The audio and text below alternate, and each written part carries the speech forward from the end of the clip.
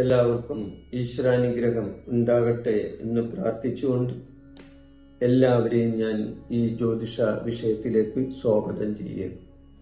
ഞാൻ ഇന്ന് പറയുന്ന ജ്യോതിഷ സംബന്ധമായ വിഷയം വേഴം ഗ്രഹത്തിന്റെ രാശിമാറ്റം. അതാണ് പറയുന്നത്. വേഴം ഉച്ചരാശിയിൽ നിന്നും വക്രഗതിയിലേക്ക് വരുന്നു. അപ്പൊ മിഥുനം രാശിയിലായിരുന്ന ഗ്രഹം ഒക്ടോബർ 18-ാം തീയതി കർക്കിടകൻ രാശിയിലേക്ക് ഉച്ചത്തിൽ പ്രവേശിച്ചിരുന്നു. അതിന്റെ വീഡിയോ ഞാൻ ഇട്ടിരുന്നു. ഇപ്പോഴിതാ വേഴം ആ കർക്കിടകൻ രാശിയിൽ നിന്ന് 2025 ഡിസംബർ 5-ന് വേഴം വീണ്ടും കർക്കിടകത്തിൽ നിന്നും മിഥുനൻ രാശിയിലേക്ക് പ്രവേശിക്കുന്നു. അങ്ങനെ വരുമ്പോൾ അതിന് വക്രഗതി എന്നാണ് ജ്യോതിഷത്തിൽ പറയുന്നത്. ഏത് ഗ്രഹവും ഉച്ചത്തിലായിരിക്കുമ്പോഴോ അല്ലെങ്കിൽ വക്രഗതിയിൽ വരുമ്പോഴോ ആ ഗ്രഹത്തിന് ഫലദാന ശേഷി കൂടും. ഇപ്പൊ വേഴത്തിന് ഇപ്പോൾ ഫലദാന ശേഷി കൂടുന്ന സമയമാണ് ഈ ഡിസംബർ 5-ന് ശേഷം. അപ്പൊ ഗ്രഹം വക്രത്തിൽ വന്നാൽ നല്ല ഫലസിദ്ധിയാണ് കിട്ടുന്നത്. വേഴം ആരാണ്? ധനകാരകനാണ്. അതുകൂടാതെ സർവേശ്വരകാരകനാണ്, ജ്ഞാനത്തിന്റെ കാരകനാണ്, സമ്പത്തിന്റെ കാരകനാണ്. അതേപോലെ തന്നെ എല്ലാ ഉയർച്ചയുടെയും കാരകത്വം വേഴത്തിനുണ്ട്. വേഴം പ്രസാദിച്ചാൽ എല്ലാ ഗ്രഹങ്ങളും പ്രസാദിക്കുമെന്നാണ് പറയുന്നത്. ഈ രാശിമാറ്റം മൂലം പല നക്ഷത്രക്കാർക്കും ഗജരാജയോഗം അല്ലെങ്കിൽ ഗജകേസരി യോഗമാണ് വരുന്നത്. അപ്പൊ എങ്ങനെയാണ് ഗജകേസരി യോഗം വരുന്നത് അല്ലെങ്കിൽ ഗജരാജയോഗം വരുന്നത്? ചന്ദ്രകേന്ദ്രത്തിൽ വേഴം വന്നാൽ, ചന്ദ്രകേന്ദ്രത്തിൽ വേഴം വന്നാൽ അപ്പൊ കേന്ദ്രസ്ഥാനങ്ങൾ ഏതൊക്കെയാണ്? അത് ആദ്യം അറിയണം. 1, 4, 7, 10 ഇത് കേന്ദ്രസ്ഥാനങ്ങളാണ്. അപ്പൊ കേന്ദ്രസ്ഥാനത്ത് വേഴം വന്നാൽ അപ്പൊ ചന്ദ്രന്റെ നിൽപ്പനുസരിച്ച്, ചന്ദ്രൻ എന്ന് പറഞ്ഞാൽ എന്താണ്? നക്ഷത്രവും. അപ്പൊ നക്ഷത്രത്തിൽ നിന്നും 1, 4, 7, 10 വേഴം വരുമ്പോൾ അതിനെ കേന്ദ്രസ്ഥാനം എന്ന് പറയും. അപ്പൊ കേന്ദ്രസ്ഥാനത്ത് വേഴം വരുമ്പോൾ വളരെയധികം മാറ്റങ്ങൾ ഞാൻ ഈ പറയുന്ന നക്ഷത്രക്കാർക്കുണ്ടാവും. അതായത് മൂലം, പൂരാടം, ഉത്രാടം, കാലി. മൂലം, പൂരാടം, ഉത്രാടം, കാലി ഇത് ഇവരുടെ 7-ലേക്കാണ് വേഴം വരുന്നത്. ധനിപ്പൂറിൽ വരുന്ന ഈ നക്ഷത്രങ്ങളാണ്. ഇവർക്ക് വളരെയധികം സാമ്പത്തിക നേട്ടങ്ങളും വളരെയധികം ധനപരമായ ഉയർച്ചയും ഉണ്ടാവുന്ന ഒരു സമയമാണ്. ഈ ചന്ദ്രൻ എന്ന് പറഞ്ഞ മനസ്സ്, വികാരം, സമ്പത്ത് ഇതെല്ലാം ചന്ദ്രനെ കൊണ്ട് തരുന്നതാണ്. വേഴത്തിനെ കൊണ്ട് സമ്പത്തും തരും, ജ്ഞാനം തരും, ആത്മീയ കാര്യങ്ങൾ തരും. അപ്പൊ സിംഹത്തിന്റെ കരുത്തും ആനയുടെ ശക്തിയും ഒത്തുവരുന്നതാണ് ഗജക രാജയോഗം അല്ലെങ്കിൽ ഗജകേസരി യോഗം എന്ന് പറയുന്നത്.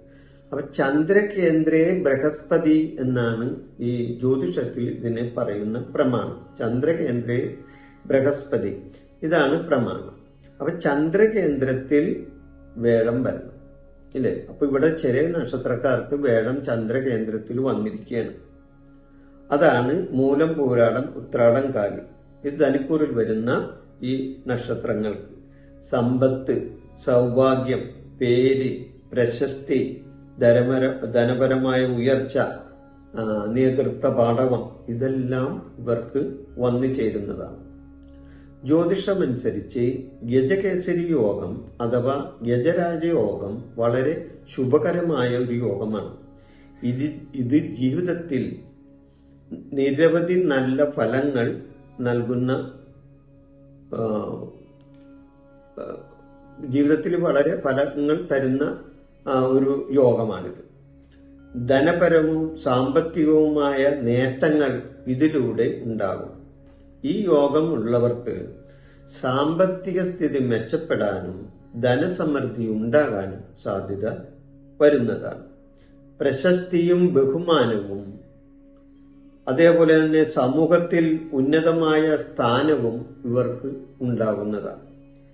അംഗീകാരങ്ങളും പേരും ആശീർവാദങ്ങളും പുരസ്കാരങ്ങളും കിട്ടാൻ ഈ സമയം ഇവർക്ക് കഴിയുന്നതാണ്. നേതൃത്വപരമായ നേതൃപാഠവം ഇവർക്ക് ഈ സമയത്ത് ഉണ്ടാവുന്നതാണ്.